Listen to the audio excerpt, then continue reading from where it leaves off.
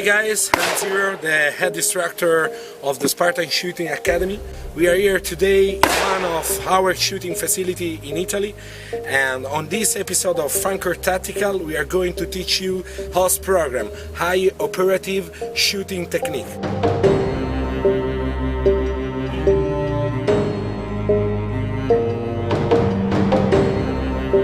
You can use this stance to check your area, but it lets you have a very efficient and fast fire before you reach the standard aiming position.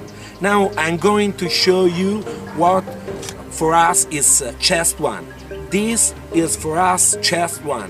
This is what we call chest one. We start with chest one, stance, and then cut it!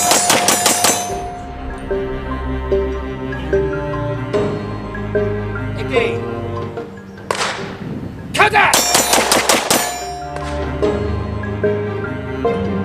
Our second stand reactivity technique we would like to introduce you today. It's a kind of fast extraction applied to something similar at the Mozambique drill or one-to-one drill.